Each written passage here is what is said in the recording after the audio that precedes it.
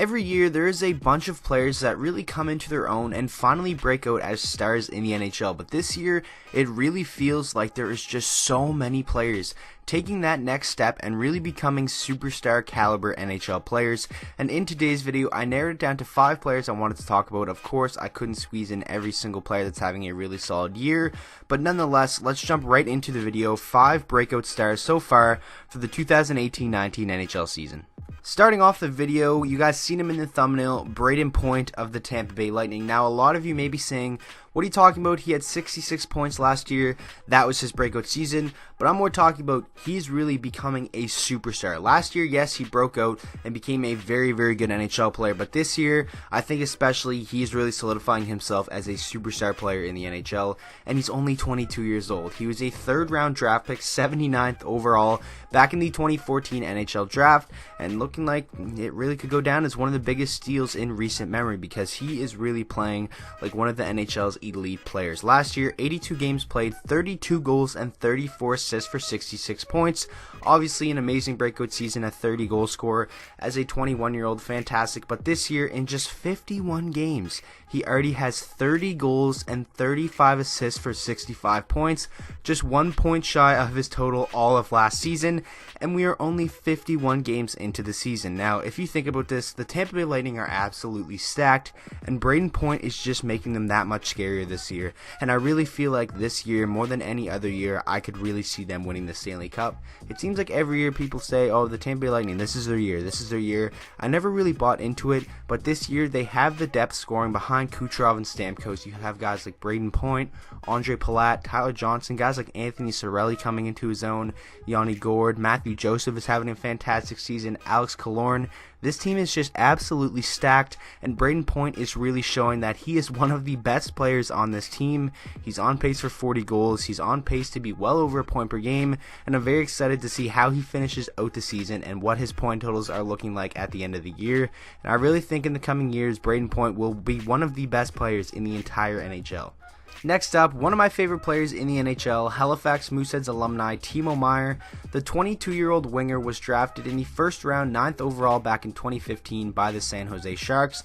Last year, he showed a glimpse of what he can do as terms of a goal scorer in 81 games when he had 21 goals and 15 assists for 36 points. But this year, he has really amped up that offensive production, as he already has 10 more points this year than he did all of last season. 49 games played so far this year, 19 goals and 27 assists for 46 points. Really, when you were to ask me what do I think his ceiling is, I would have probably said around 30 goals and 30 assists in his prime and be like a 60-point type of player.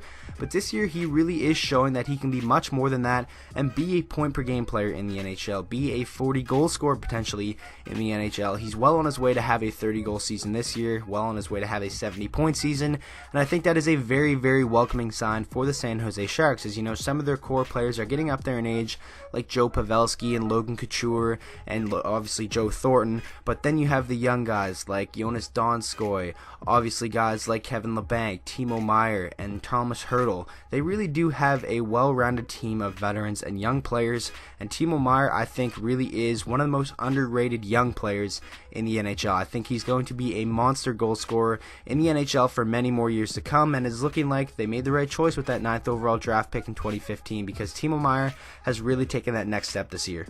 Next up, I'm sure many of you guys saw this one coming, Thomas Chabot of the Ottawa Senators. The 22-year-old defenseman was a 1st round pick, 18th overall back in 2015, and that is looking like a steal. Last year, he showed a glimpse that he can be a very, very solid offensive defenseman. In 63 games, he had 9 goals and 16 assists for 25 points as a 21-year-old and playing under the shadow of Erik Karlsson. And when he was traded, a lot of people knew that the defense would now be in the hands of Thomas Chabot. He would be the main guy, but I don't really think anyone expected the offensive production from Thomas Chabot that he has been displaying so far this year. In 43 games as their number 1 defenseman, 10 goals and 29 assists for 39 points, almost a point per game. He did cool off a little bit, and obviously his injury kind of made him do that. But at the start of the year, this guy was on fire, and a lot of people were talking about him and even throwing his name around in Norris Trophy contention, and rightfully so, because he was one of, if not the best defenseman in the NHL early on in the season.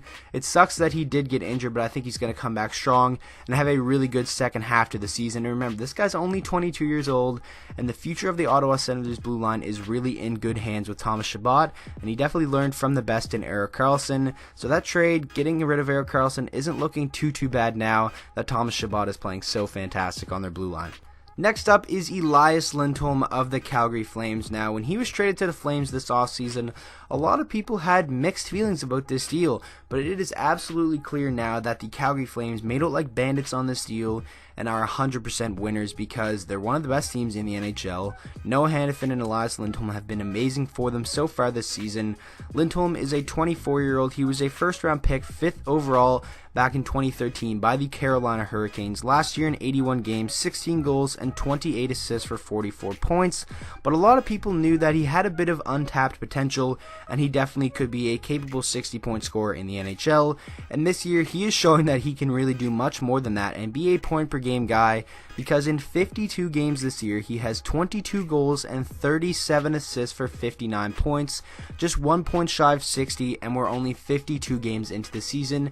And I know a lot of people are saying this is just because he plays with Sean Monahan and Johnny Gaudreau, but you can't just put any player on that line and they're going to put up these numbers. Elias Lindholm is very talented. Yes, it certainly does help that he plays with one of the best players in the league in Johnny Gaudreau and an amazing centerman like Sean Monahan, but he really is doing a lot of good things for this team, and you have to give credit where credit is due. Elias Lindholm is really taking that next step in his NHL career and becoming a star with the Calgary Flames. In my opinion, one of the most fun teams to watch in the NHL, and Elias Lindholm really is a big part of that. And the last player we're going to talk about in today's video is Jake Guentzel of the Pittsburgh Penguins. We are finally seeing playoff Guentzel in the regular season. That seems like it's been something that Pittsburgh Penguins and just NHL fans in general really wanted to see, as this guy, it seemed like he was a big time playoff performer, but he never really put up too impressive stats in the regular season.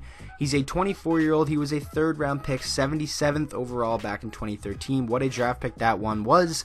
Last year, 82 games played, 22 goals and 26 assists for 48 points. So some pretty solid numbers, but this year he really has amped up the offensive production and points per game, where in 51 games he already has 4 more goals than all of last season with 26 and 21 assists for 47 points, just 1 point shy of his last season's total where he did play all 82 games, and we're just 51 games into the season. So this is a very welcoming sight for the Pittsburgh Penguins. It takes a lot of pressure off of guys like Evgeny Malkin, Phil Kessel, and Sidney Crosby to get that depth scoring. Obviously, they just made the trade to acquire Nick Bjugstad and Jared McCann. It's going to be interesting to see how this Pittsburgh team pans out on the second half of the season. They're always going to be dangerous when they have guys like Malkin, Crosby, Kessel, and now Guentzel on that team, and obviously Chris Letang having a Norris Trophy candidate season. A very fun team to watch, and I'm going to be interested to see how they fare when the postseason comes around. But Jake Guentzel is really having an amazing season and showing that he is not just a playoff performer, he can do it in the regular season as well. So that is going to wrap up today's video. I really hope you guys did enjoy. If you think I missed anyone, make sure to let me know down in the comment section below. I narrowed it down to a top 5. I probably could have honestly made this one a top 10, but I hope you guys enjoyed. Don't go hating if you don't agree. Just let me know your thoughts down in the comment section. So with that being said, I hope you enjoyed the video. If you did, please make sure to drop a like on it and subscribe to the channel for daily NHL content, and I will see you guys all in the next video.